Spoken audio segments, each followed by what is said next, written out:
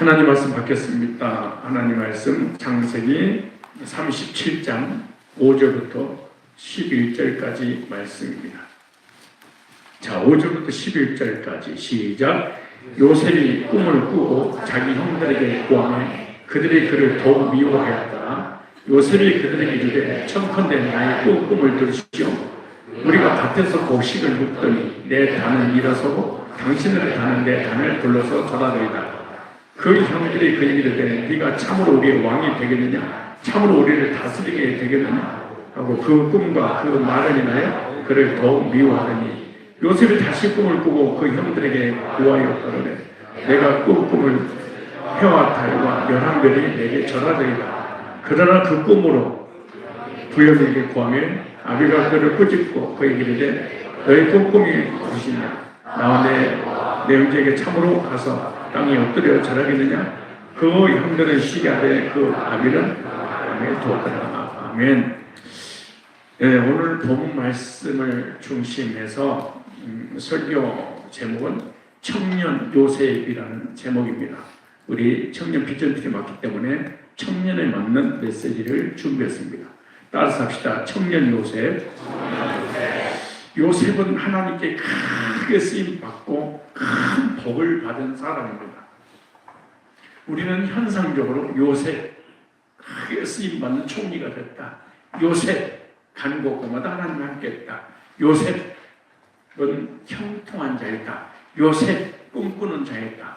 만상 형통한 사람이 요셉의 복을 받은 사람이다 라고 현상적인만 우리는 봅니다. 그러나 요셉의 인생을 가만히 보면 총리가 되었을 때가 아니라 청년의 때, 따라서 합시다. 청년의 때 이미 준비된 사람이었습니다. 크게 쓰임받기 위해서 청년의 때 완벽하게 미래를 설계하고 미래의 꿈을 꾸고 미래를 준비하고 난 다음에 미래를 맞이했습니다. 요셉이 애굽의 총리가 된 것은 우연도 아니고 갑작스러운 성공도 아닙니다. 어떤 경제인이나 정치인이나 정교인이 성공했다, 와 대박이다 라고 하는 결과만 사람들이 보지만 그 과정 속에 철저하게 준비된 열매였습니다. 하나님께서 요셉을 오래전부터 조용히 아무도 눈치채지 못하도록, 그러나 분명하게 철저하게 준비시킨 결과가 바로 형통이고 총리였습니다. 본질은 하나님이 준비시켰어요. 현상은 성공자가 됐어요. 근데 그 본질적인 준비는 언제 시켰냐? 청년의 때 준비를 시켰다. 청년의 때 허송세월 만약에 보냈었다, 그럼 요셉이라는 인물이라고 하는 성공의 열매는 전혀 있을 수 없었다라고 하는 중요한 원리입니다. 그래서 성경을 보면 하나님은 어느 날 갑자기 사람을 쓰시지 않습니다. 갑자기 평생 노름하거나 평생 골프만 치거나 평생 죄를 짓고 아무것도 준비가 안 됐는데 하나님이 기도하는 중에 확 붙잡고 한 시대를 보내면 목회자를 썼다, 그런 거 없습니다. 경제인을 썼다, 그런 거 없습니다. 정치인을 썼다, 그런 거 없습니다. 하나님은 먼저 사람을 만드시고 그 다음에 만드시는 그 사람을 들어 쓰시는 거예요.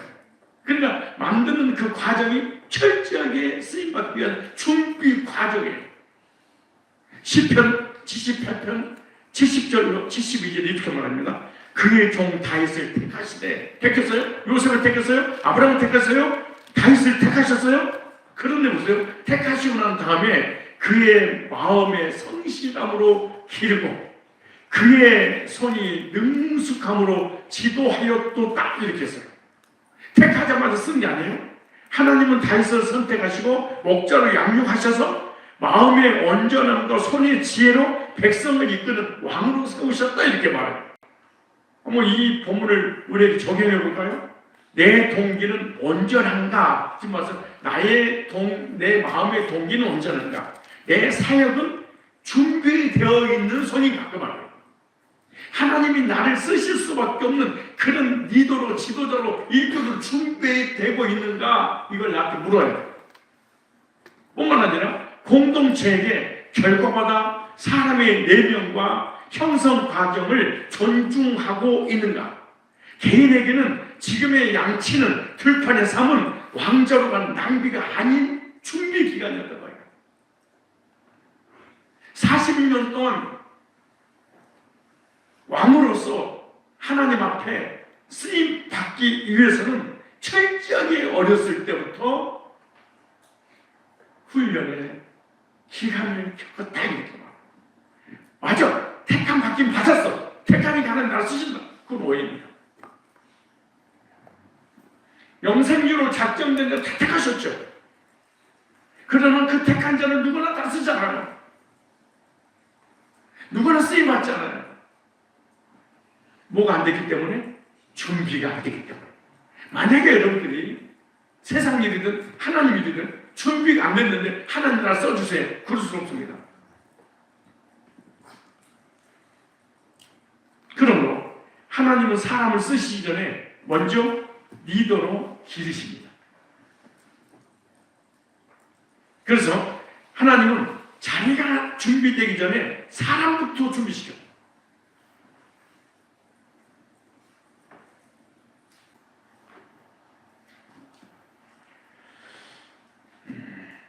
환경을 바꾸기 전에 하나님은 인격을 만지십니다. 성공을 주시기 전에 믿음을 다듬으십니다. 요셉의 청년 시절은 눈에 띄는 성공의 시간이 아니었습니다. 활짝 피는 꽃이 아니었어요. 꽃몽울이 있었던 거예요. 그 누구도 눈치를 못 챘어요. 아무도 눈치를 못 챘어요. 오히려 그 준비된 청년 시기에 오해받고 미움받고 외면받는 시간이었어요. 청년은 때. 그러나 그 시간은 실패 시간이 아니라 하나님의 연단의 시간이었어요. 시편 105편 19절에 그의 말씀이 응할 때까지 여호와의 말씀이 그를 단련하였도다 이렇게 말합니다. 단련하고 꽃이 피기 전 몽우리 상태인데 아무도 꽃이 필 것을 예상도 예측도 못했어요. 본인도 몰랐어요. 그러나 하나님은 쓰시려고 택하시고 쓰시려고 준비를 시키는 과정을 반드시 거쳤어요. 사람의 눈에는 버려진 시간 같았지만 하나님의 눈에는 준비하시는 시간이었어요. 여러분, 지금 여러분의 인생이 아직 드러나지 않는다고 해서 하나님이 여러분을 사용하지 않으신다 이렇게 생각하시면 안 됩니다. 지금 옆 사람이 시련 관하고 고난을 겪고 있으니까 이 사람은 하나님 쓰지 않을 거야. 버림받은 거야. 하나님이 나를 쓰실 거야 라고 착각해서 안 됩니다.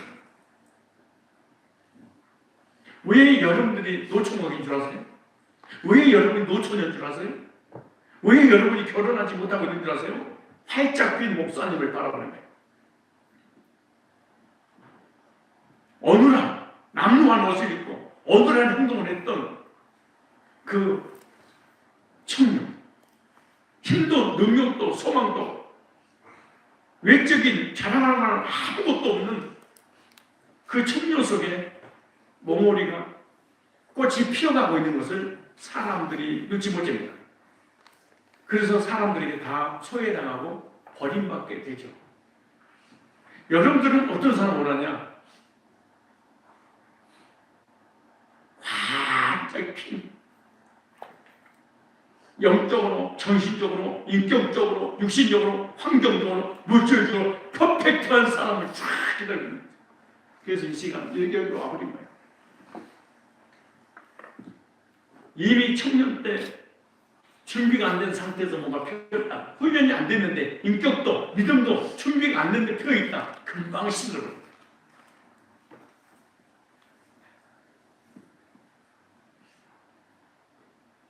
옆사람 보세요. 참 이럽니까? 잡아봐요. 이게 활짝 피고 멋진 청년들은 이 수련을 안 왔어요. 한국 간 사람들만 와가지고 목사님 이리 가자, 이리 가고 저리 가자, 저리 가고 말 잘 듣고 비실비실한 사람, 예, 반겨주지 못한 사람들, 이런 사람들 못 보지. 지금의 자리, 지금의 기다림, 지금의 눈물이 훗날 하나님이 쓰신 인생을 만드는 기초 공사 중입니다. 뭐하고서요? 기초 공사. 하나님은 급하게 쓰는 사람보다 오래 준비된 사람을 크게 쓰십니다. 급하게 준비된 사울왕 금방 쓰임받다 버려졌습니다. 오래 준비된, 오래 훈련된 다윗 40년을 왕노릇했습니다. 착각하지 마세요. 하나님이 계신다면 내가 저길 수 있어요? 이럴 수 없어요. 하나님이 계신다면 내 모양이, 내 환경이 이렇었어요? 그러지 마세요. 하나님 예수 믿으니까 무조건 복을 주고 무조건 크게 쓰고 성공자로 이끌고 가잖아요. 하나님은 철저하게 일반은 좀 일반 계시 삶을 무시하잖아요. 알아서 합시다. 하나님은 급하게 쓰는 사람보다 오래 준비된 사람을 크게 쓰십니다. 그렇다면 요셉은 어떤 청년이었기에 이 준비의 시간을 잘 통과해서 하나님께 크게 쓰임받을 수 있었을까? 오늘 말씀을 통해서 요셉의 청년의 모습을 살펴보면서 하나님 쓰시는 청년의 길이 무엇인지 함께 은혜를 나누기를 원합니다. 요셉은 도대체 어떤 청년에게 하나님 크게 쓰임받을 수 없었을까? 그럼 나는 요셉처럼 뭘 준비해야만이 하나님 나를 위대하게 근사하게 한 시대 요셉 같은 청년처럼 나를 쓰실까? 첫째, 요셉은 꿈이 있는 사람이었어요. 오늘 보면 창세기 37장 5절로 10절에 요셉은 꿈이 있는 사람이라고 말합니다. 창세기 37장 5절에 요셉이 꿈을 꾸고 비전 있는 사람이에요. 그것을 그의 형들에게 말하며 성경은 요셉을 소개할 때 꿈꾸는 사람, 꿈꾸는 자, 자기도 알았고 주변 사람도 알았어. 이 사람의 별명이 요셉이 아니고 본명은 요셉인데 이름을 지어줘서 제 꿈이 있는 사람이야, 꿈꾸는 자야. 하나님께서 여러분들에게 꿈이 주셨다면, 여러분이 꿈이 있다면 사람들이 여러분의 꿈을 알아. 아, 제 꿈꾸는 자라며, 제 비전 있는 사람. 여러분 꿈과 비전은 조금만 제가 달리한다면 꿈은 내가 만드는 거예요. 비전은 하나님 내게 주신 거예요. 비전은 창세전에 나를 향한 하나님의 계획, 이것을 무슨 말이냐? 평생을 사는 땅 동안 나를 향한 계획을 내가 말씀을 통하여 환경을 통하여 깨닫는 것, 이걸 갖다가 비전 그렇게 말해요. 꿈은 내가 꾸는 거예요. 꿈은 내가 꾸는 거기 때문에 될 수도 있고 안 될 수 있는 희망사항이야. 근데 비전은 하나님의 계획이니까 100% 이루어질 수밖에 없는 거예요. 근데 이 요셉의 꿈을 꾸고 싶어서 능동대로 꾸는 게 아니야. 수동태로 하나님이 강권적 역사로 꿈을 주신 거잖아요. 그래서 여기서 꿈은 단순한 소망이 아니라 히브리어로 할롬이라는 단어입니다. 할롬, 이을자예요.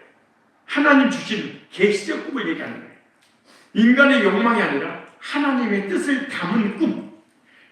평생을 살아가는 날 동안에 나를 향한 하나님의 계획. 그럼 어떤 꿈을 꿨을까요? 첫째, 장자 명분을 받는 꿈을 꿨어요. 요셉의 꿈은 형들이 요셉에게 절하는 꿈이라고 창세기 37장 7절 이렇게 말하죠. 우리가 밭에서 곡식 단을 묻더니 내 단은 일어서고 당신들의 단은 내 단을 둘러서서 절하더이다. 이렇게 말해요. 이 꿈은 단순한 형제 간의 우월의식이 아니에요. 이는 장자의 위치, 곧 다스리는 자리를 보여주는 꿈이었어요. 그래서 이스라엘 가정에서 장자는 재산의 2배만 받는 존재가 아니라 하나님의 언약을 계승하는 자리입니다. 그래서 요셉의 꿈은 내가 높아질 것이다 라는 인간적 성공의 꿈이 아니에요. 하나님의 언약의 흐름이 옮겨질 것을 보여주는 꿈이에요. 하나님의 구속의 계획이 요셉을 통하여 흘러갈 것이다. 이걸 보여주는 거예요. 그래서 이는 권력력이 아니라 하나님의 섭리를 보여주는 비전입니다. 하나님의 계획이 하늘에서 이룬 것처럼 요셉을 통하여 이루어지는데 이 이루어지는 그 과정이 준비고 그것을 섭리라 이렇게 말합니다. 그래서 요셉의 꿈은 자기 생각에서 나온 것이 아니에요. 37장 9절에 그가 또 다른 꿈을 꾸고 그의 형들에게 말하여 이르되 해와 달과 11별이 내게 무엇이다? 절하리이다. 여기서 중요한 표현은 뭐죠? 해, 아버지 야곱의 얘기합니다. 달, 어머니, 가정의 권위지요? 11별, 형제들에게 하는 거죠. 이것은 땅의 권력이 아니라 하늘의 질서가 땅에 내려오는 아름다운 그림들입니다. 그래서 요셉의 꿈은 내가 잘 되겠다는 꿈이 아니라 하늘에서 정하신 질서와 섭리를 미리 보여주는 계시의 꿈이었어요. 그래서 요셉의 꿈은 야망의 꿈이 아니라 하늘의 꿈을 꾼 거예요. 그러니까 일평생에서 살아가는 것 동안에 하나님이 나를 향한 계획을 알려준 거예요. 그 꿈을 꾼 거예요. 두 번째, 요셉의 꿈은 어떤 꿈이냐? 하나님께 크게 쓰임받을 꿈을 꾼 거예요. 그런데 중요한 것은 요셉이 하나님 앞에 크게 쓰임받을 꿈을 꿨는데 그 꿈이 언제 이루어질지는 알 수는 없어요. 이것 때문에 우리가 고민해요. 이것 때문에 괴로워요. 이것 때문에 고통스러워요. 왜? 꿈을 꿨어. 비전을 가졌어. 말씀을 믿었어. 근데 그 언제 이루어질지 모르기 때문에 우리가 낙심하고 절망하는 거예요. 그리고 또 어떤 방법으로 이루어질지 알지도 못해요. 노예로 팔려가서 노예 생활하다가 억울한 놈이 없어서 감옥에 들어가 이런 건 전혀 상상 예측도 못했죠. 어떤 방법으로 이루어질지는 몰라. 그러나 꿈을 꾸기 꿨어. 하나님이 요셉의 인생을 사용하신 것처럼 저와 여러분들을 하나님 반드시 사용하실 것입니다. 그래서 요셉은 결과는 몰랐지만 방향은 분명했습니다. 이것은 비전입니다. 어디로 인도하셔서 나를 쓰실지는 모르지만 하나님이 쓰시기 위해 가는 방향은 시련이든 고난이든 평탄한 길이든 방향은 분명히 목적지는 너무 분명했어요. 잠언서 16장 9절에 이렇게 말합니다. 사람이 마음으로 자기의 길을 계획할지라도 그의 걸음을 인도하시는 누구나? 여호와십니다.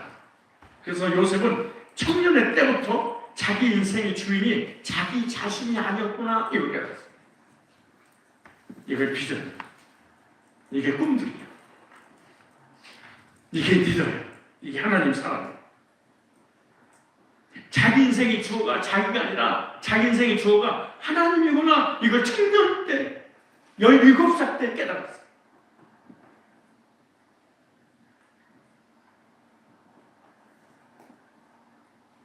여러분 지금까지 20년 30여 년 살아오면서 인생의 주어가 자기 자신이잖아요. 그리고 자기가 자기 자신의 계획을 세우고 그 계획을 위해서 살아가고 그 뜻대로 안 돼버리면 하나님 원망하고 하나님 계시지 않겠어요? 뭐 그러는 거죠.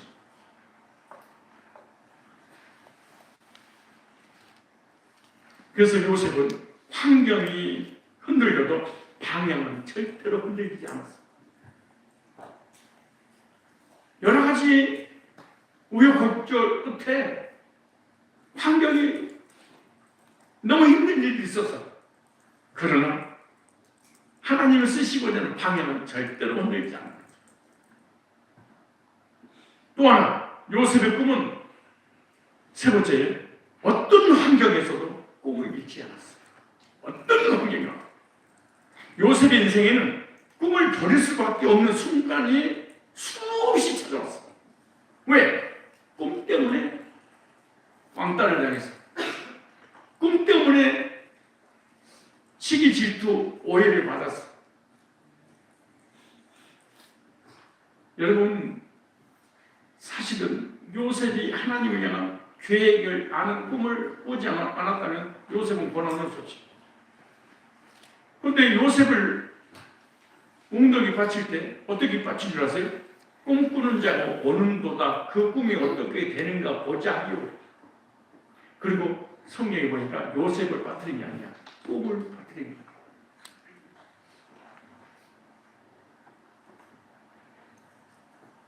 우리는 신앙생활을 할 때 어떤 믿음을 가졌어. 구원의 확신을 가졌어. 삶의 비전을 가졌어. 그때 고난이 왔어. 그 꿈을 꾸지 못하게 막는 거야.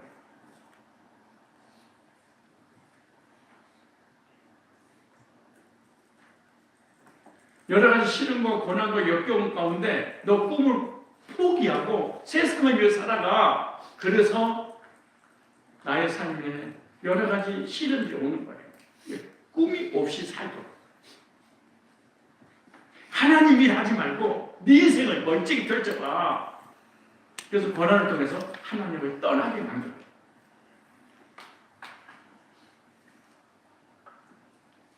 우리가 예수 믿고 천국 가는 꿈이 없어. 이 땅에 살면서 무슨 고난이 있겠어. 불신은 똑같은데. 근데 꿈을 딱 꾸는 순간 우리에게 가정에서, 직장에서, 사람 관계 속에서 여러 가지 핍박과 고난이 와. 왜? 그들은 알아. 우리들의 신분, 하나님 자녀구나, 구원받은 백성이다, 천국 백성이다. 그래서 천국을, 주님을, 믿음을 내려놓도록.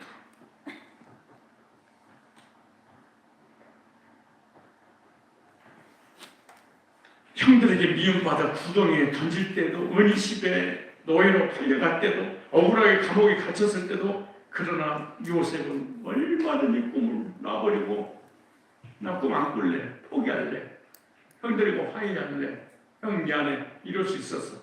그런데 꿈을 절대로 버리지 않았어.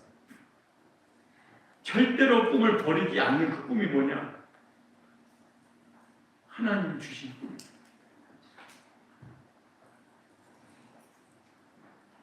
왜냐? 요셉의 꿈은 자기의 욕망에서 나온 꿈이 아니기 때문이었습니다. 자기 야망을 이루기 위한 꿈이 아니기 때문에 그렇습니다. 하늘에서 하나님께로부터 받은 꿈이었습니다. 사람이 만든 꿈은 환경 앞에서 무너지기. 하나님 주신 꿈은 환경을 통해서 더 선명해집니다. 그랬더니 이런 고난이었어? 이 꿈은 하나님 주신 거고. 나는 신앙생활 첫 달, 첫 달 빌 때 내가 소설책, 만화책, 영화, 드라마 참 좋아했어.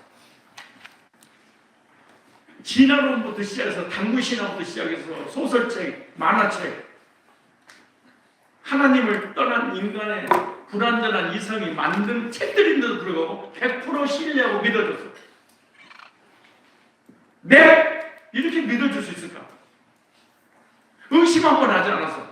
선생님이 진화론을 가르쳐도, 당구신화를 가르쳐도, 불교, 유교를 가르쳐도. 근데 희한한 일이 벌어졌어. 성경의 첫 장을 딱 열는데 태초에 하나님이 천지를 창조하시니라. 딱 잡았으나 그런 게 되겠어.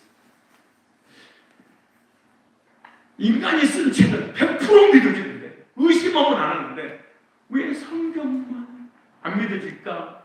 이게 나의 딜레마였어. 왜 성경이, 이게 왜 성경이, 아니, 그럼 좋다. 성경도 사람이 썼다. 불경도 사람이 썼다. 소설책도, 만화책도, 드라마도 다 사람이 썼다. 네? 근데 왜 성경만 의심이 가냐, 이 말이야. 내가 깜짝 놀랐어요. 그래서 성경을 딱 열면서 무슨 생각이 들어요? 야, 이 성경 진짜다.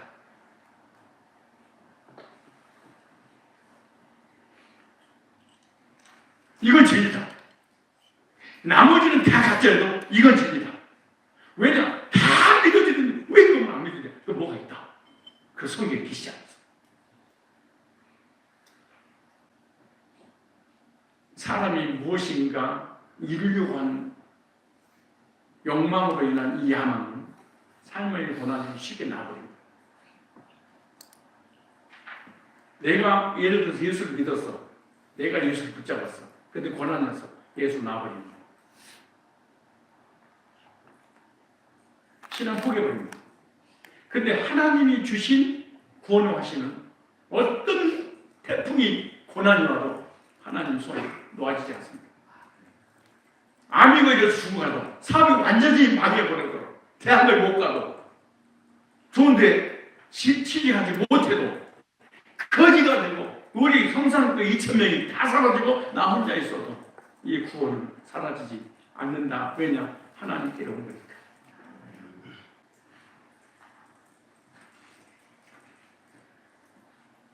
하나님께로 온 것은 여러 가지 시련이 오므로써 더 선명해지고 내가 붙잡는 꿈은 시련이면 점점 사라집니다. 창세기 39장 2절에 이렇게 말합니다. 여호와께서 요셉과 함께 하심으로 그가 뭐가 됐어요? 형통한 자가 되었더라. 하나님이 함께 하심으로 형통한 자가 됐는데 여기서 형통이라는 말은 환경이 좋다는 말이 아니라 이 형통은 불교 용어예요. 정확히 얘기하는 거예요.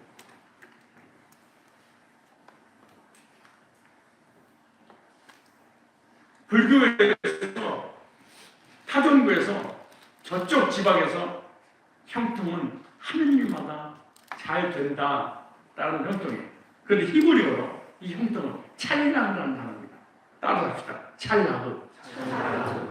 이 찰나라는 단어는 환경이 좋은 게 아니야. 무슨 말이냐? 앞으로 밀고 나아가게 하다. 이게 찰나라는 단어예요. 무슨 말이냐? 막혀도 뚫고 지나가게 하다. 이게 형통이라는 단어예요.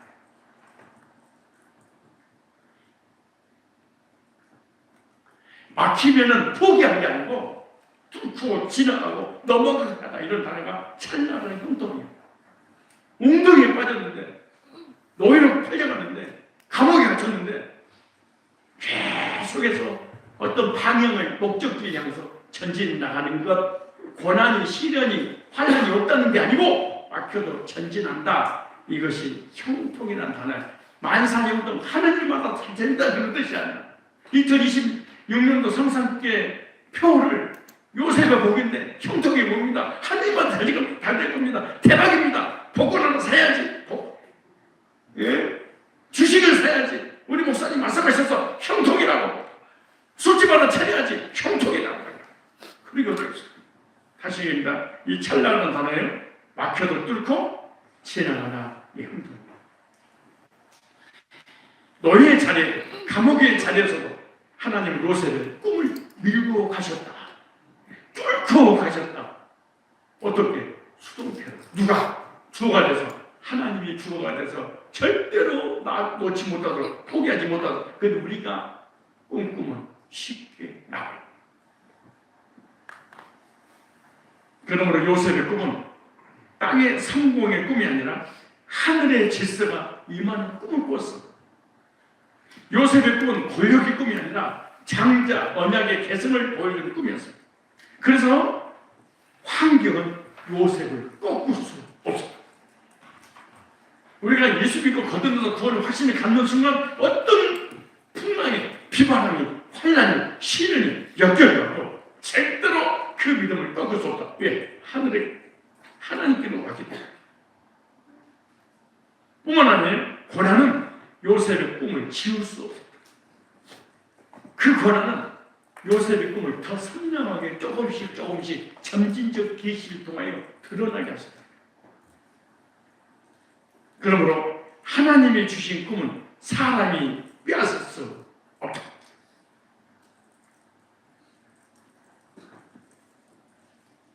하나님은 꿈을 주시고 그 꿈이 있는 사람을 하나님은 쓰십니다. 하나님은 지혜로운 사람, 능력 있는 사람보다 비전 있는 사람을 사용하십니다. 그냥 사용하는 것이 아니라 철저하게 준비 과정을 걷게 하십니다. 그래서 잠언서 29장 18절에 이렇게 말합니다. 꿈이 없으면, 묵시가 없으면, 말씀이 없으면 백성이 방자에 행하거나 방임, 방종주의에 빠지거나 율법을 지키는 자, 말씀을 지키는 자는 복이 있느니라. 여기 묵시란 말이 언어가 하존이라는 단어입니다. 하존. 하나님의 계시, 하나님의 말씀, 선지자를 통해 주신 하나님의 뜻, 하나님께서 방향을 제시해 주는 것 그 말이에요. 즉 인간의 비전이 아니라 하나님의 계시의 묵시야. 그래서 이 말씀은 사람에게 꿈이 없으면 이 아니라 하나님의 말씀이 선포되지 않으면 이 말이 더 중요해요. 사람이 꿈이 없으면 방자히 방종하게 산다 그런 얘기가 아니에요. 그러므로 여러분 꿈을 가지세요. 꿈을 붙잡으세요. 꿈이 있어야 됩니다. 그런 얘기가 아니에요. 강단을 통하여 주의 종에게 주신 하나님의 말씀을 선포해 주신 그 선포에 대한 말씀을 받지 않으면 지멋대로 쌓인다.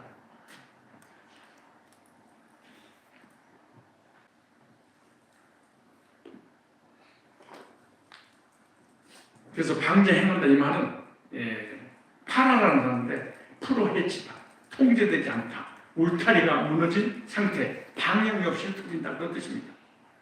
마치 출애굽기 32장 금송아지 사건 때도 같은 단어 썼어요.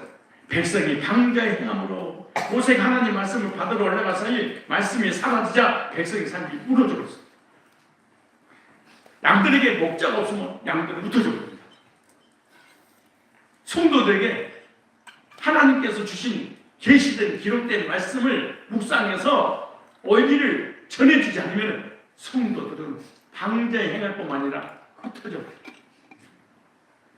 즉 사람이 자기 소견에 오른 대로 살아간다. 그러므로 강단에서 선포된 말씀을 받지 못한 성도는 진정한 그리스도인이 아닙니다. 그 사람은 지 멋대로 살아가지 말씀의 근거에 살아가지 않습니다. 이거는 목사가 됐든 장로가 됐든 권사가 됐든 중직자가 됐든 아무런 관계 없습니다. 말씀 받지 못한 교인은 정말로 불행한 사람입니다. 지 멋대로 지 스스로 모든 인생을 결정한다. 하나님의 말씀이 선포되어야 되는데 선포된 말씀이 사라지면 사람의 삶은 방향을 잃어버립니다. 말씀을 듣지 못하면 기준이 무너집니다.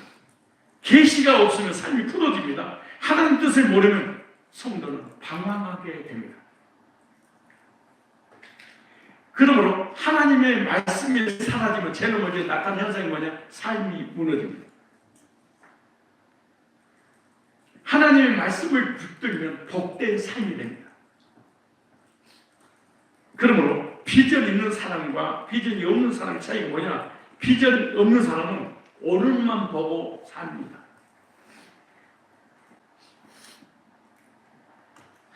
그러나 비전 있는 사람은 오늘의 고난을 견딥니다. 이 시대에 요셉과 같은 청년은 믿음의 꿈을 가져야 합니다. 청년 때 가장 큰 위기가 뭐냐? 실패가 아닙니다. 꿈이 없는 것입니다. 말씀이 들려지지 않습니다. 말씀이 믿어지지 않습니다. 히브리서 11장 1절에 믿음은 바라는 때의 실상이요 말씀 받고 말씀에 대한 기대가 없는 사람은 불쌍한 청년입니다. 누가 오늘의 요셉 같은 청년이 될 것인가? 이 시대에 하나님은 요셉을 찾습니다. 하나님께 쓰임받을 믿음의 비전을 가진 청년들이 오늘 이 자리에 여러분들일 줄로 믿습니다. 두 번째, 창세기 39장 7절로 10절을 한번 읽겠습니다. 39장 7절 10절 시작. 그 후에 그 주인의 처가 요셉에게 물지다다가 동치마귀를 청하니 요셉이 거절하며 자기 주인의 처에게 이르되 나의 주인의 가장 재반 소유를 간섭지 않냐고 다 내 손에 위임하였으니 이 집에는 나보다 큰 이가 없으며 주인이 아무것도 내게 금하지 아니하였어도 금한 것은 당신뿐이니 당신은 자기 아내입니다. 그런즉 내가 어찌 이 큰 악을 행하여 하나님께 듣지하니까. 여인이 10절 다시 시작. 여인이 날마다 요셉에게 청하였으나 요셉이 듣지 아니하여 동침하지 아니할 뿐더러 함께 있지도 아니하니라. 아멘. 두 번째, 청년 요셉은 어떤 사람이었을까? 오늘 청년 요셉은 어떤 사람이 될까? 절제하는 사람이었다. 뭐하는 사람? 절제. 첫째는 꿈 있는 사람, 그 꿈이 이루어지기 위해서 절제하는 사람. 여기 다시 한번 9절에 내가 어찌 큰 악을 행하여 하나님께 죄를 지을까? 여기서 요셉이 두려워한 것은 사람의 시선이 아니었어요. 자기 미래에 잘못되면 어떡하지? 손해보면 어떡하지? 이것도 아니었어요. 이것 때문에 감옥에 들어가면 어떡하지? 이것도 아니었습니다. 나 가정 총리에서 해고당하면 어떡하지? 이것도 아니었습니다. 요셉이 두려워한 것은 하나님 앞에서 죄였습니다. 이렇게 하죠. 여기서 말하는 절제는 단순히 참고 견디는 인내가 아니에요. 여기서 성경에서 절제란 말은 헬라어로 앵크라테기아라는 단어입니다. 앵크라테기아. 무슨 말이냐? 자기 안의 욕망을 통제하는 능력, 즉 감정을 다스리는 영적 힘, 성령께서 주시는 열매, 이런 뜻입니다. 그 말씀이 갈라디아서 5장 10절 나오잖아요. 성령의 열매는 사랑과 희락과 평과 오래 참과 자비와 양성과 온유와 절제니 이 같은 것을 금지할 법이 없느니라. 절제는 인간의 의지가 아니라 성령이 다스리는 삶의 경험입니다. 이를 악물고 내가 참았더니 절작이 됐다, 이런 것이 아니고 성령께서 역사하셔서 절제, 그 꿈을 이루기 위한 절제하는 능력을 주셨다. 성령 안에서 이 말이에요. 그럼 요셉의 절제는 뭘까요? 첫 번째, 요셉은 하나님 앞에서 사는 사람이었다, 이렇게 말합니다. 사람 앞에 사는 사람이 아니고 누구 앞에? 하나님 앞에서 사는 사람. 요셉의 고백을 보면 그의 기준이 너무나 분명합니다. 기준이 자기의 신앙의 삶에 하나님 앞에 기준을 딱 정해놨어. 하나님께 죄를 지으니까 이렇게 했어. 요셉은 보디발의 집에서 살았지만 사람 앞에서 사는 사람이 아닙니다. 나는 이렇게 얘기했어. 사장님 앞에서 사는 사람이 아니에요. 사장님이 안 할 때 잘 보여서 진급하고 돈 많이 버는 그런 사람 중심의 사람이 아니에요. 나는 하나님 앞에 죄를 지으니까, 나는 이 말 무슨 말이에요? 하나님 앞에 사는 사람입니다. 이 말씀이 잠언서 15장 3절에 나옵니다. 여호와의 눈은 어디서든지 악인과 선인을 감찰하시느니라.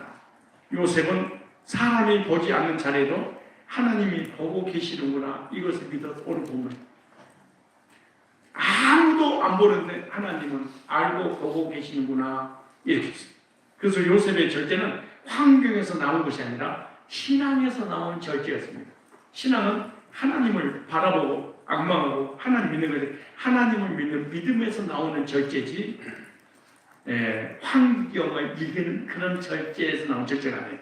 두 번째, 절제는 뭐냐? 보디발의 아내 유혹을 물리치는 절제였습니다. 39장 10절에 여인이 날마다 요셉에게, 여기 단어가 날마다 합니다. 아주 중요한 단어가 날마다예요. 따라서 날마다. 무슨 말이냐? 유혹이라는 것은 무덤에 갈 때까지 우리를 공격합니다. 죽는 그날까지 이 유혹은 멈추지 않는다. 무슨 말이냐? 유혹은 죽을 때까지 반복된다. 그 누구도 유혹 앞에 당당하게 서서 이길 수 있는 사람 없다. 나는 이 유혹을 이겼으니까 내일도 이길 거야. 모레도 이길 거야. 다시는 이런 일이 벌어지지 않을 거야. 라는 생각이 있어 안 됩니다. 그래서 요셉은 날마다 날마다 이런 유혹이 오는데 성경이 뭐라고 날마다 계속 반복되는 유혹을 거절했대요. 요셉의 승리는 한순간의 결단이 아니라 참 놀라워요. 날마다의 선택이었어요. 우리 청년들 날마다 게임하고 싶어. 오늘 끊었어. 내일 또 찾아와. 핸드폰을 게임하냐고. 술 먹는 사람 날마다 술이 땡겨. 오늘 끊었어. 그 다시 술 안 먹을 거야. 내일 또 땡겨. 담배, 마약, 게임 중독 날마다 이런 유혹. 이게 죽을 때까지 이 유혹과 싸우는 것이지 오늘 내가 게임, 술, 담배, 마약 이런 안 해서 그 내일은 다시 나한테 안 찾아오겠지. 그렇지 않아요. 여전히 형태는 다를 뿐이지 나에게 또 그래서 오늘 날마다 반복해서. 그런데 중요한 것은 고린도전서 10장 13절 이렇게 말합니다. 사람이 감당할 시험 밖에는 너에게 당할 것이 없나니. 무슨 말이에요? 내가 감당할 수 있는 시험을 하나 주시다는 거예요. 왜? 훈련시키기 위해서. 템테이션과 테스트가 있어요. 템테이션은 사단이 주는 유혹입니다. 사단이 우리를 넘어뜨리기 위해서. 그 테스트는 하나님이 나를 크게 쓰시려고 훈련을 시키는 테스트예요. 날마다 우리를 넘어뜨리려고 사단은 우리 템테이션을 줄 수 있는 거예요. 그런데 테스트도 템테이션도 반드시 청년일 때 이겨야만이 그 꿈을 하나님이 이루신다. 그래서 요셉은 시험을 피한 것이 아니라 하나님을 선택했어요.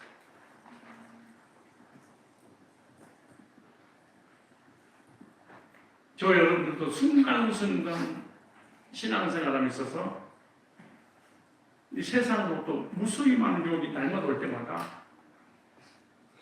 유혹을 선택할 것이냐 하나님을 선택할 것이냐. 청년에 나는 하나님을 선택하리라. 나는 많은 장로님들이 우리 교회 10명이 있지만 나는 그 어떤 장로님 못지않게 존경합니다. 왜냐하면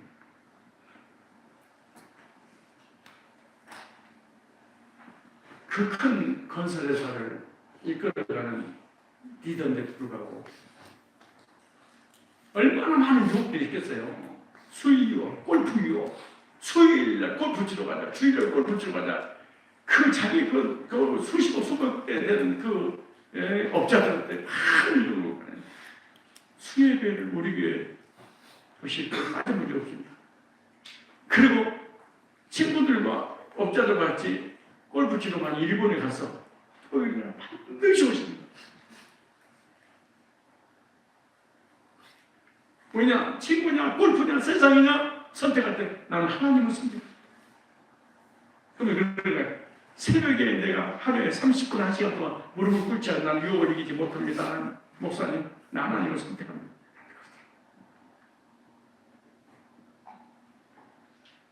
왜 다른 장로는 언급하지 않아요? 그 이유가 있어요. 그분은 얼마든지 그런 유혹을 누릴 수 있는 그런 환경이 조성되어 있어. 그런데 나는 하나님 앞에 섭니다.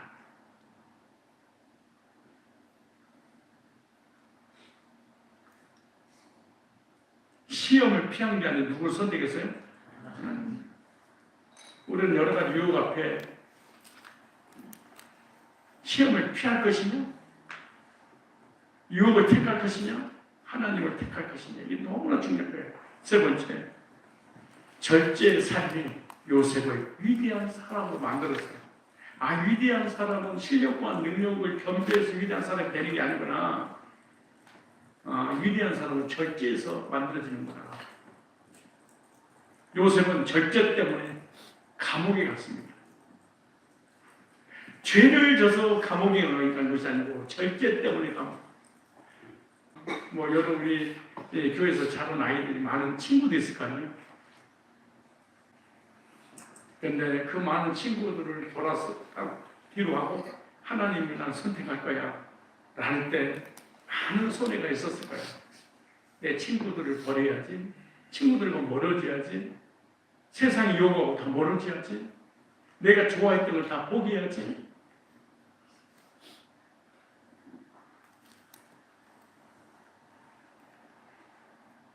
사람의 눈으로 보면 분명히 손해입니다. 그러나 하나님의 눈으로 보면 그것은 실패의 장소가 아니에요.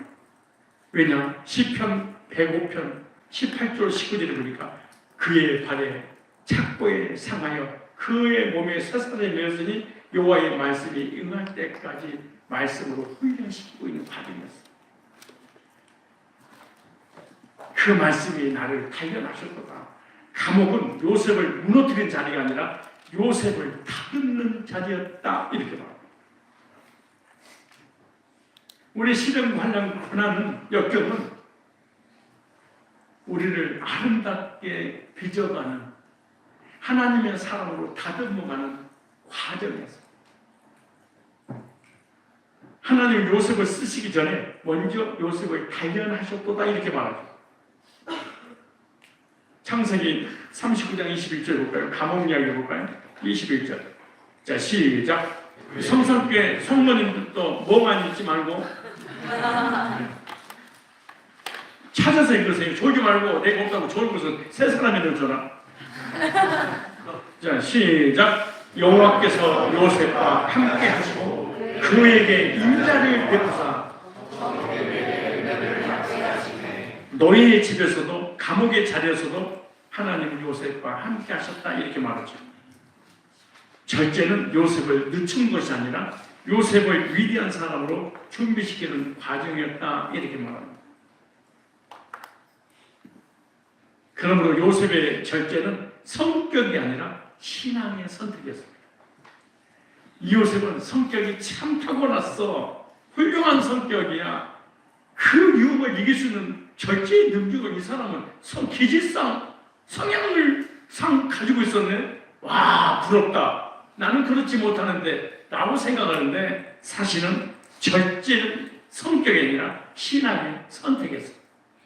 요셉의 절제는 순간이 아니라 날마다 싸움이었어요. 요셉의 절제는 손해가 아니라 미래를 지키는 울타리였어요.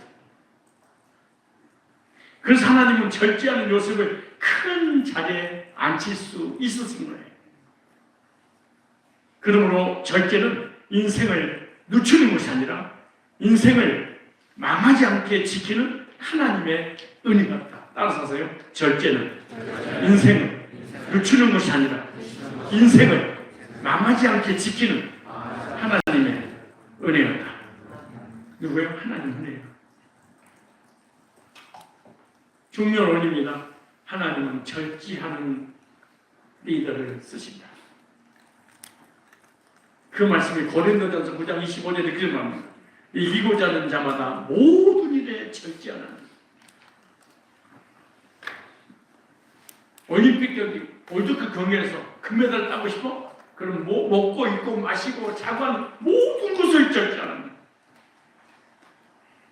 야, 나는 하나님 앞에 최근에 감사 기도 중 하나가 당뇨 전 단계 주신 하나님 감사합니다. 그래서 너무너무 감사한 거예요. 아니, 감사의 정도가 아니야. 내가 목회를 80, 90할 수 있도록 하나님이 나에게 당뇨 전 단계를 주셨어요. 먹을 거, 마실 거, 먹어야 될 거, 먹지 말아야 될 것을 철저하게 몸의 반응에 따라 절제를 합니다. 만약에 내가 당뇨 전 단계가 아니었다면 우리 교인들이 나를 사랑하니까 얼마나 많은 것으로 나를 섬기겠어. 과일 좋아하지. 닭 치는데 먹으면 닭 치는데 내가 들고 다녔을 거예요. 지금 앉아서 설교할 거예요.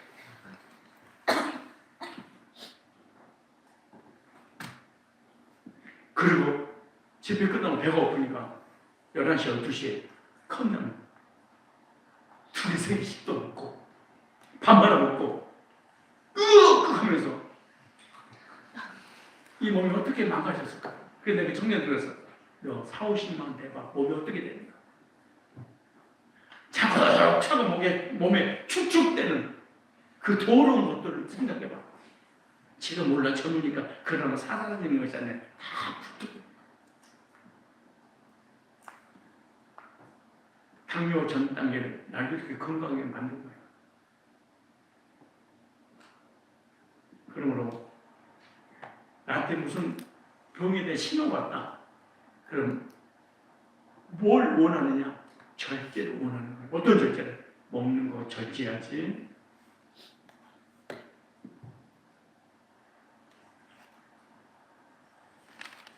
그래서 여기 공항에서 내리자마자 슈퍼에 들어가서 내 몸이 좋은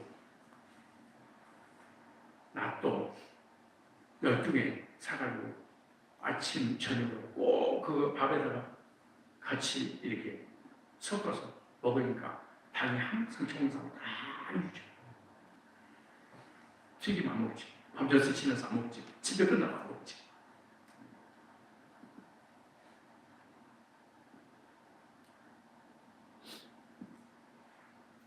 날씬하고자 하는 자는 모든 일에 절제하는. 성공하기를 원하는 자는 모든 일에 절제하는. 그 날마다 절제하는 거지.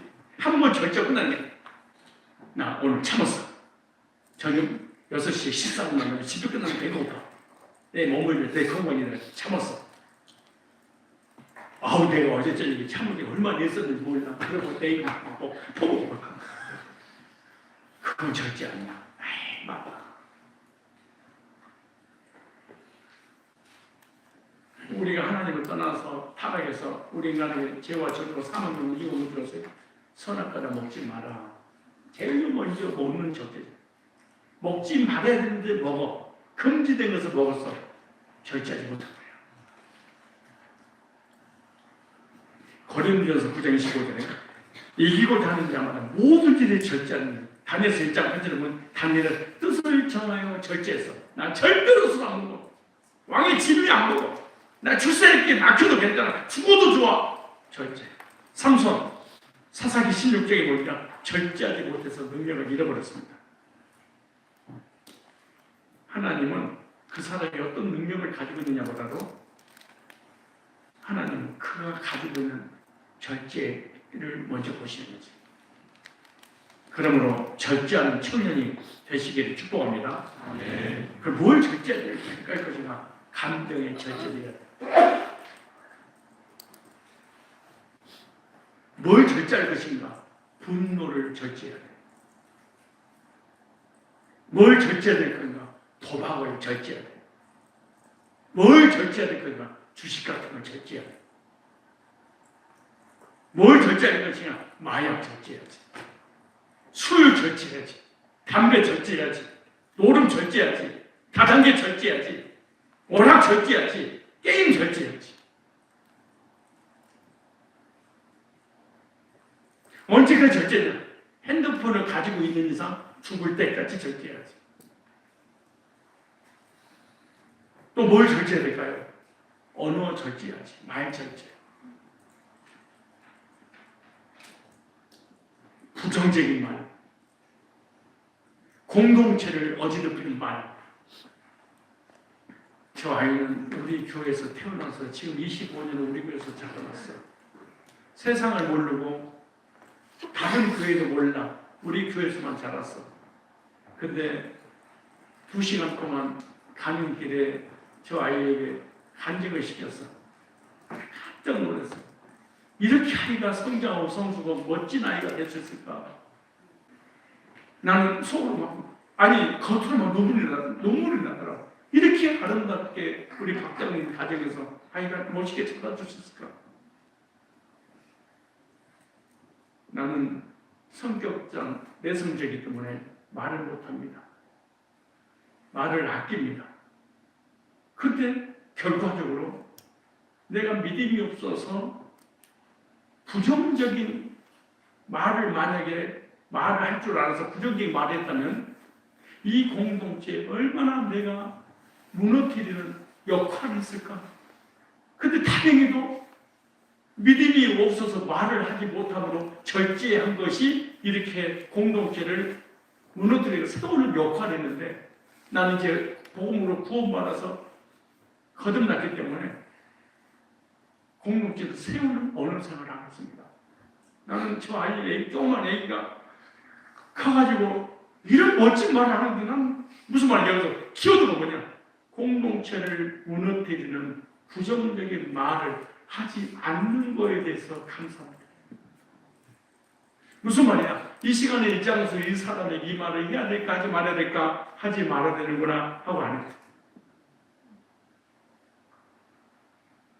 너는 엄마의 영성과 아버지의 그 겸손한 그 부분을 장점만 어쩌면 따서 어머니의 그 아름다운 신앙 고백의 언어들을 너는 그렇게 아름답게 단어들을 구사하냐.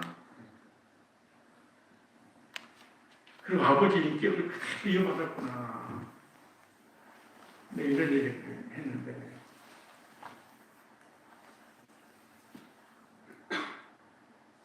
언어의 첫째, 말의 첫째. 말 한마디에서 사람을 죽이기도 살리기도 해. 내가 하는 언어는 공동체를 무너뜨리는 사망의 언어냐 아니면 생명의 언어냐. 정말 말 조심해야 돼.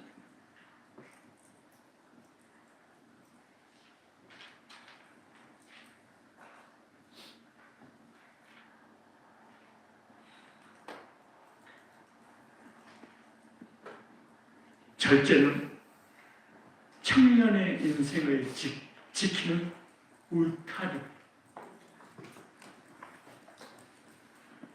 머리 깎이는 삼손이 되지 말고 절제함으로 능력 있는 요셉과 같은 청년들이 되시기를 축복합니다. 아멘.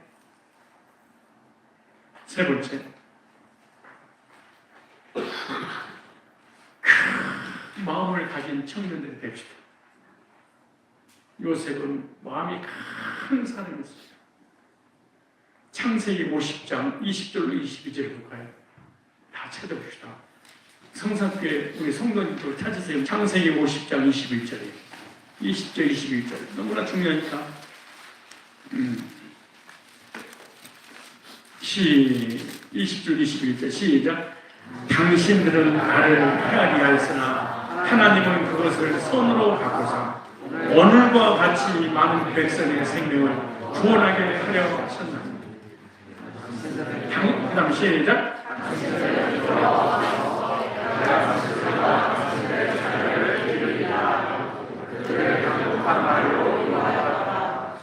요셉의 이 고백은요, 단순한 인격자의 말이 아니에요. 인격이 좋아서 받아주는 게 아니에요. 이 말은 하나님의 섭리를 깨달은 사람이었어요. 여기서 말하는 큰 마음은 탁월한 성격이나 넉넉한 기질이 아니에요. 여기서 히브리어로 큰 마음은 라하브라는 단어입니다. 라하브. 무슨 말이에요? 넓어지다, 확장되다, 제한이 사라지다 이런 의미예요. 그러니까 즉 자기 감정이 갇히는 사람이 아니야. 진짜 이 젊은 청년이 정말로 위대하죠. 대단하죠. 자기 감정에 갇혀서 감정 따라 감정에 충실한 사람이 아니야. 감정이 움직인 대로 살아. 감정이 움직이는 행동에 감정 따라 살아게. 감정 따라 살지 않아. 이 사람은 무슨 말이냐? 감정에 갇히지 않고 하나님의 시선으로 사건을 보는 영적 넓음을 말하는 거예요. 그러므로 요셉은 어디에 묶이지 않느냐? 원한 감정에 묶이지 않아요. 따라서 합시다. 원하는 사람을 작게 만듭니다. 원하는 감정이 있는 사람은 사람이 참 작아요. 사람 작은 사람 특징이 뭐냐? 삐지기를 잘해. 섭섭함을 느껴.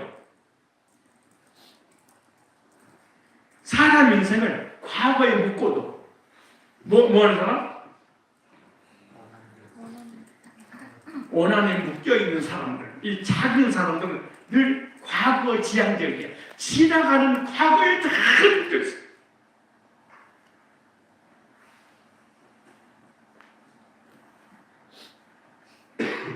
그러나 요셉은 자신을 판 형들의 죄에 자기 인생을 붙잡히지 않았어.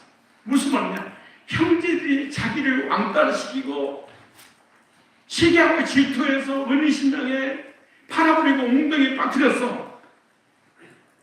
그래서 형생이 언제든지 주어가 돼야 돼. 근데 요셉은 형제들이 나를 괴롭히는 주어인데 그 주어에 붙잡히지 않아. 내 인생을 당신들이 나를 괴롭혔으니까 당신들을 향해 원한 감정을 해가지고 당신들을 타겟으로 해서 당신들을 살 거야. 그러지 않아. 우리 누가 말 한마디만 하면은 그 사람이 하는 그 말이 나를 비수처럼 꽂혀서 그 사람을 늘 떠올리고 그 사람을 물고 뜯고 씹고 그 사람 때문에 시험 들고 상처받고 그 사람의 인생을 내가 그 사람을 대신해서 살아주는 것처럼 살아버려요. 그래서 무슨 말만 하면 누가 하는데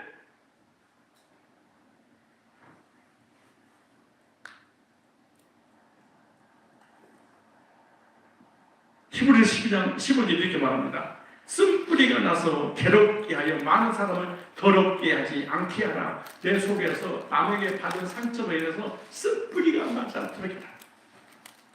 그러므로 요셉은 쓴뿌리가 살아서 역사에서 쓴뿌리로 인한 그 보복에 대한 원한 감정을 늘 가지고 있어야 되는데 요셉은 쓴뿌리를 마음에서 지어버렸습니다. 마음에서 쓴뿌리를 키우지 않아. 지금 무슨 말이야? 자기 마음속에서 상처가 자라지 못하도록, 상처가 성장하지 못하도록 대신 하나님 뜻을 키운 사람이야. 하나님 뜻이 성장하도록. 그러니까 내 안에서 하나님 뜻이 살지 나를 팔았던 형들이 살지 않도록 찾아냈어. 이 사람이 큰 사람이야.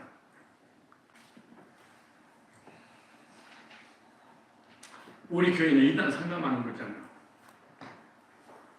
그래서 이단에서 나온 사람이 참 많아. 그런데 이런 사람들이 구원받고 상처가 회복돼서 정상으로 돌아오기까지는 사실은 오래 걸립니다.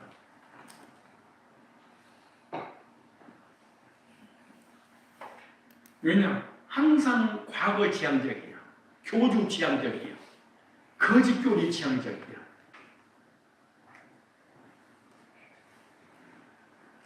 그래서 항상 그 피해의식에 사로잡혀 있어. 그 과거를 놓지를 못해. 왜? 그 교주가, 그 교리가 자기 속에 주인이 돼가지고 자기를 지배하고 다스리고 우울증 걸리고 정신병 걸리고 자기의 삶을 포기하게 만드는 것이 과거의 그 아픈 상처들이야. 무슨 말이냐? 자기를 붙들고 안 놔둬. 근데 요셉은 과거 그 상처 타협하고 그 과거에 나에게 상처 준 거였지 너하고는 타협 안 해. 나는 네가 나의 주어가 아니야. 하나님이 주어야. 하나님의 계획과 뜻과 섭리 가운데 이 과정을 이 준비 훈련시키는 과정이었지 너가 주인이 아니야. 요셉은 이렇게 해석했어. 과거에 매여서 살지 말고 과거를 그럼에도 불구하고 인도하신 하나님을 믿으십니다.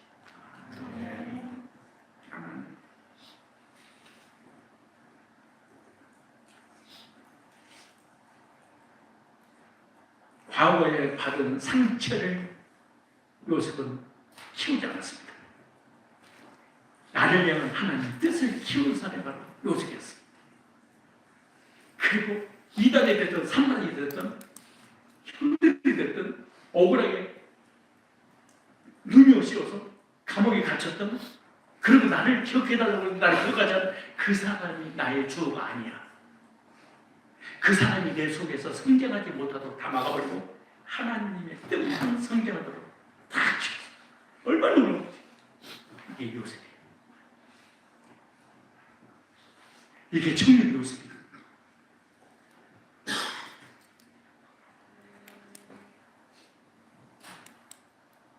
이단에서 나온 우리 자매를 본받는 이단 출신들이 되시기 바랍니다. 내가 얘들을 모아놓고 후속 조치 메시지 전에 그런 얘기를 했어. 이단에 간 것은 하나님께서 은사를 주시기 위해서 보내신 것이다. 왜냐? 이단 상담, 이단 대처를 하기 위해서 그 이단의 교리를 배울 수 있도록 개종만 하면 그 이단의 교리를 아니까 그 이단을 역으로 가르쳐서 개종시키려고 은사를 주신 것이다. 우리가 갖지 못한 은사를 너희들이 가졌다. 그럴 때 제가 울더라고. 이단에 신천지에 빠져서 허송세월 보내는 게 아니었구나. 하나님이 나를 은사자로 쓰시려고 그 가정을 이끌었구나. 그러니까 이만이든 저만이든 요만이든 이를 악물고 이럴 필요가 없는 거예요. 왜? 그들의 영혼을 건지시려고 하나님 나를 잠시자고 갖게 하셨구나.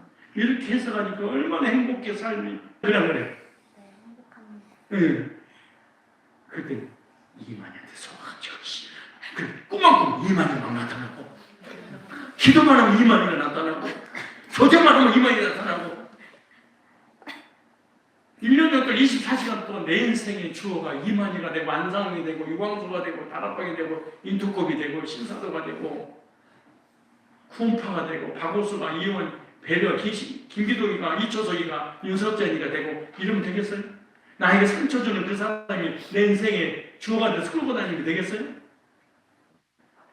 두 번째, 요셉은 넓은 마음으로 형들을 용서했어요.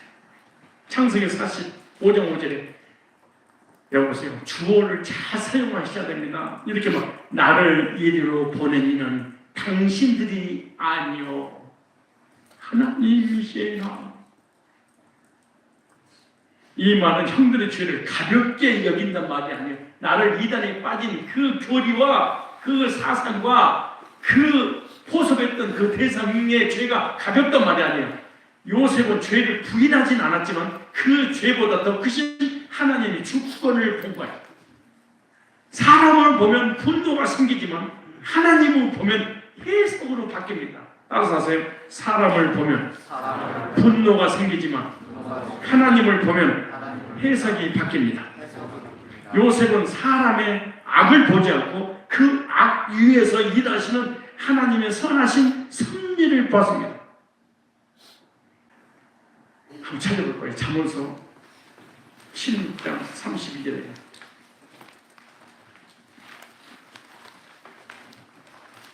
노하기를 더디하는 자는 용사보다 낫고 자기 마음을 다스리는 자는 성을 빼앗는 자보다 나으니라. 이 사람은 큰 사람. 하나님이 보시는 위대한 외적인 승리가 아니에요. 원수를 이기는 사람보다 자기 감정을 다스리는 사람을 하나님은 더 큰 사람을 보여요. 저는 목회하면서 이걸 느꼈어요. 성도들의 갈등, 가정에서 갈등, 그리고 여러 가지 얽히고 섞인 사건, 문제들, 아픔들 강단으로 연결시키지 말자. 그것은 그거고 하나님의 말씀 선포의 자리는 선포의 자리지 그 감정을 그대로 강단을 끌고 가서 설교하지 말자. 자기 감정을 다스리는 사람을 하나님은 큰 사람을 보고 요셉처럼 씁니다. 그래서 하나님은 오난에 사로잡힌 사람, 섭섭함에 붙들린 사람, 과거 상처에 묶인 사람을 절대로 쓰지 않아요. 하나님은 오난에 사로잡히거나 섭섭함에 붙들리거나 과거의 상처에 묶인 사람을 쓰지 않는다. 왜냐하면 큰 사명은 큰 마음이 아니면 감당할 수 없기 때문에 그렇습니다. 마태복음 18장 21절 22절에 7번뿐만 아니라 7번씩 7번이라도 할지니라. 용서는 약함이 아니라 하나님의 사람에게 주어지는 능력입니다.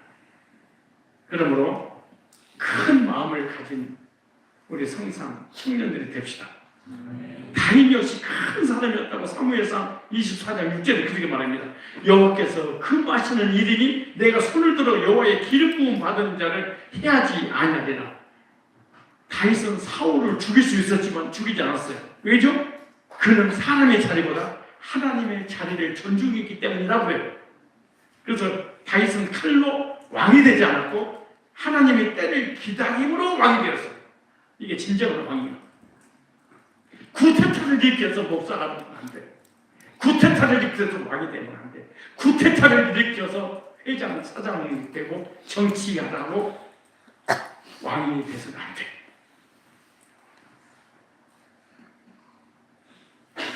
역사의 왕들은 거의 칼로 총으로 왕 돼서 대통령이 돼서.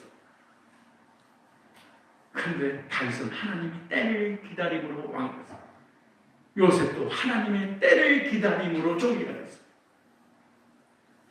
따라서 합시다. 큰 사람이 되어야 큰 사명을 맡길 수 있다. 마음이 작은 사람은 작은 일에도 쉽게 무너지고 큰 일을 맡기면 반드시 상처를 남깁니다. 그러나 마음이 큰 사람은 사람을 살리고 공동체를 살리고 하나님의 역사를 살립니다. 요셉은 큰 마음을 가진 사람이었습니다. 요셉의 큰 마음은 성격이 아니라 신앙의 해석이었습니다. 오난을 품지 않는 이유는 왜 품지 않았을까? 하나님의 섭리를 보았기 때문이라고 해요. 그래서 큰 사명은 큰 마음에 사람에게만 맡깁니다. 그래서 하나님은 요셉에게 한 나라의 생명을 맡겼습니다. 이집트를 맡겼습니다. 이스라엘 나라를 맡겼습니다. 후대를 맡겼습니다. 한 사람에게. 그러므로 하나님은 능력이 큰 사람보다 마음이 큰 사람을 찾으십니다. 잘생기고 외모가 출중하고 세상 지식이 많고 학문이 많은 사람을 하나님은 택해서 치는 게 있잖아요. 큰 마음, 큰 사람. 인류를, 모든 사람을 품을 수 있는 사람. 결론입니다. 하나님은 지금도 요셉과 같은 사람을 찾고 계십니다. 하나님을 향한 큰 꿈을 가진 사람, 말씀 앞에서 절제의 삶을 사는 사람, 오난을 넘는 큰 마음의 사람. 이런 청년은 하나님 반드시 크게 쓰십니다. 지금 나는 활짝 핀 꽃이 아닌데요. 직장도 없는데요. 진학도 못했는데요. 재수했는데요. 삼수했는데요. 사수했는데요. 백수인데요. 괜찮습니다. 실패자가 아니에요. 하나님이 준비시키고 있는 거예요. 더 높이, 더 멀리 뛰기 위해서 도약의 발판을 지금 준비하고 있는 그 과정입니다. 여러분들이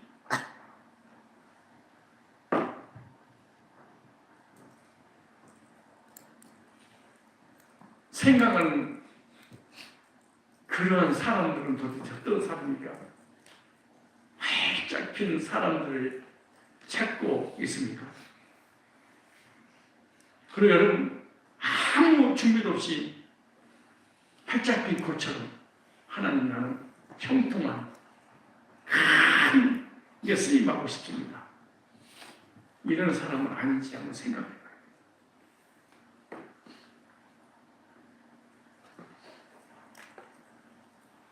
비전 드리본 우리 청년들 요셉과 같은 청년이 되십시오. 따라서 나는 이 시대의 요셉입니다. 역사로 인상해서 축복했어요. 당신은 이 시대의 요셉입니다.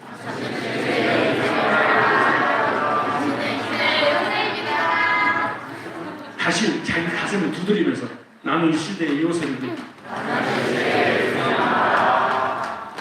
비록 요 모양이어도 인사를 비록 요 모양이어도 지금 준비하고 있습니다. 하나님 나를 멋지게 훈련시켜서 쓰실 겁니다. 아멘. 오늘 본가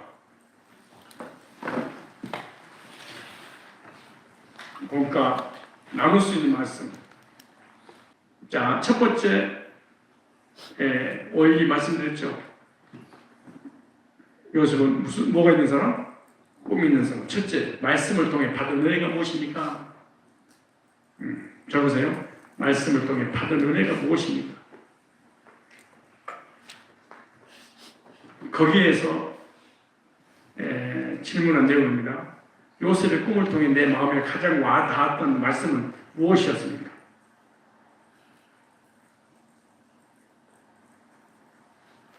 그 다음에 두 번째, 요셉의 꿈은 세상의 성공이 아니라 어떤 꿈이었습니까?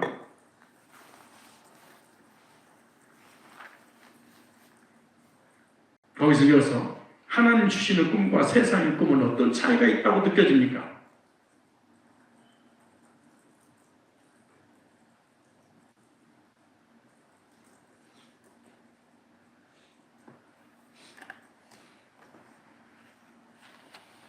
세 번째, 나는 지금 어떤 꿈을 품고 살아가고 있습니까?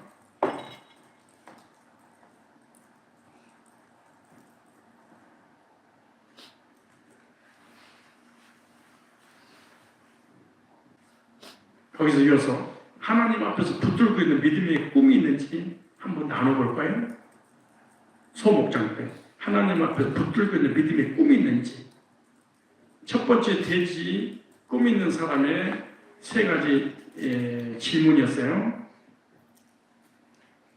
두 번째 절제의 사람이죠. 요셉은.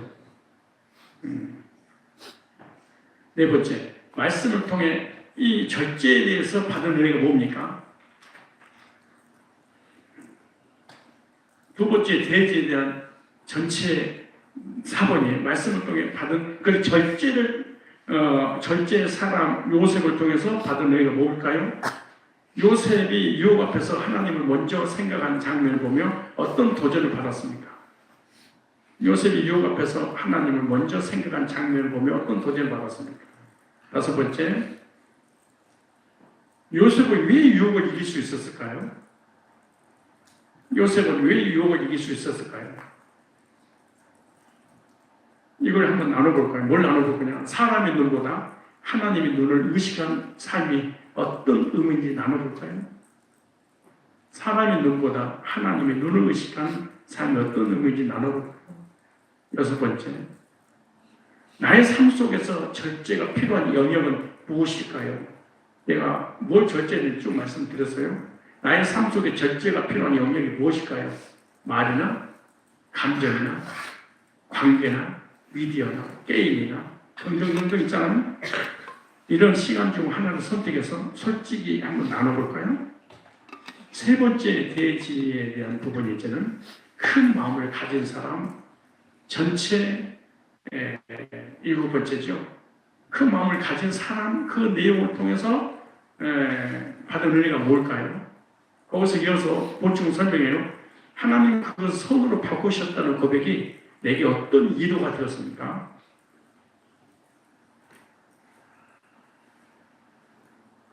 여덟 번째, 요셉은 왜 형들을 용서할 수 있었을까요?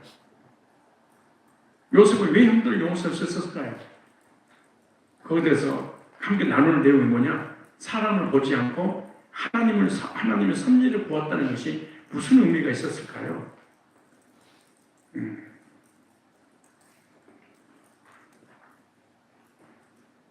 아홉 번째죠.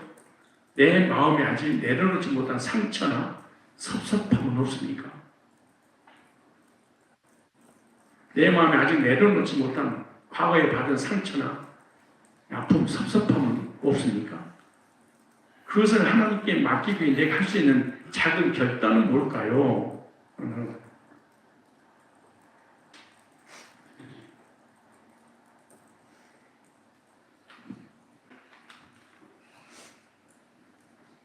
기도하겠습니다. 걸어가신 하나님 아버지, 요셉의 삶을 통해 우리에게 말씀하시는 주님의 뜻 앞에 겸손히 엎드립니다. 주님, 요셉에게 주셨던 하나님의 위대한 꿈을 오늘 우리 마음에도 새겨 주시옵소서. 사랑으로 욕망에서 나온 꿈이 아니라 하나님의 뜻을 담는 꿈을 분별하게 하여 주옵시고, 환경이 흔들려도 그 꿈을 놓치지 않는 믿음을 허락하여 주옵소서. 주님, 유혹의 자리에서 하나님 앞에서의 죄를 두려워했던 요셉의 절제의 믿음을 우리에게도 허락하여 주옵소서. 사람의 시선보다 하나님의 거룩하심을 더 크게 보게 하여 주옵시고 순간의 쾌락이 아니라 영원한 하나님의 뜻을 선택하게 하여 주옵소서. 우리 안에 연약함을 성령 하나님께서 붙으셔서 마음과 생각과 행동을 다스려 주시옵소서. 주님, 마침내 형제들을 향해 하나님 그것을 손으로 바꾸사 라고 고백했던 요셉의 큰 마음을 우리 안에 이루어 주옵소서. 상처에 머무는 인생이 아니라 승리를 해석하는 믿음의 사람 되게 하시고 원망이 아니라 용서로 복수가 아니라 생명을 살리는 통로로 서게 하여 주옵소서. 오늘 우리의 과거와 현재와 미래를 주님의 손에 올려드립니다. 보이지 않는 길 속에서도 하나님이 일하고 계심을 믿게 하시고 요셉의 하나님이 우리의 나의 하나님이심을 삶으로 나타나는 증거가 있게 하여 주시옵소서. 주님, 4박 5일 동안 일본에서 비전 트립을 가지면서 많은 말씀을 받았습니다. 그 말씀이 생명이고 능력이고 결단이 이루어짐으로 한 시대에 요셉처럼 우리들도 쓰임받는 존귀한 자녀들 되게 하여 주시옵소서. 축복합니다. 주 예수 그리스도의 거룩하신 이름으로 기도드리옵나이다. 아멘.